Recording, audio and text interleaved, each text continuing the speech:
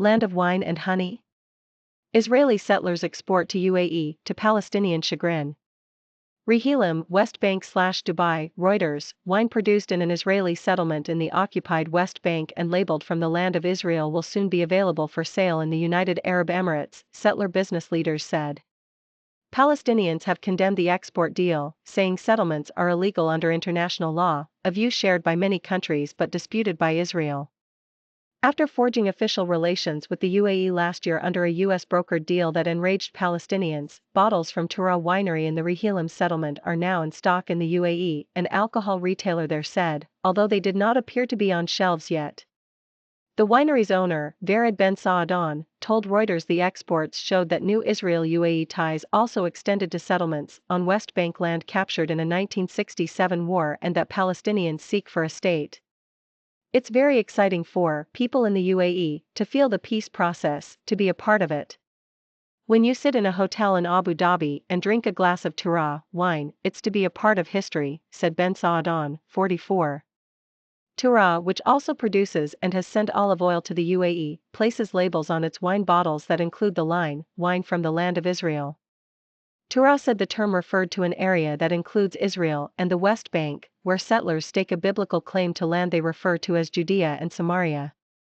The UAE declined comment when asked for the government's position on Israel's settlements, but it has said that its relations with Israel would advance peace in the region.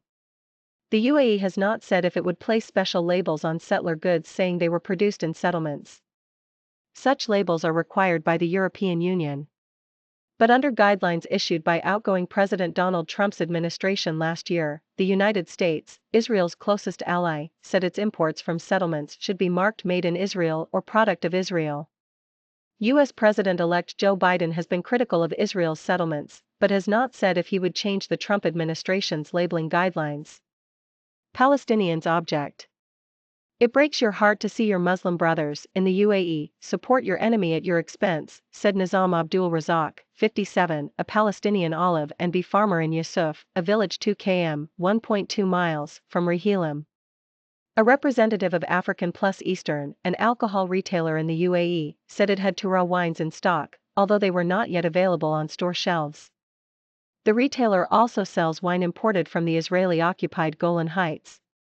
Photos posted to Tura's Facebook page show it held a signing ceremony in Dubai in December with FAM Holding, a UAE business conglomerate. A bottle of Tura wine can be seen on the table at the event.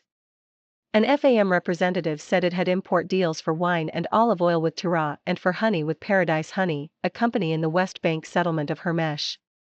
FAM's Israel imports have been approved by the UAE government, the representative added, without saying if origin labels would be required. Matan Paradise, whose family runs Paradise Honey, said they had sent a small, first shipment to Dubai. I hope in the next month we will send a lot more. The Economy Ministry of the Palestinian Authority, which has limited self-rule in the West Bank, called the UAE's purchase of settlement goods a flagrant violation of international laws and an attempt to legitimize settlements in occupied territory. Israel disputes that its settlements are illegal, citing biblical, historical and political connections to the land, as well as security needs. Around 440,000 settlers live in the West Bank among some 3 million Palestinians. By Rami Ayyub, Lisa Barrington.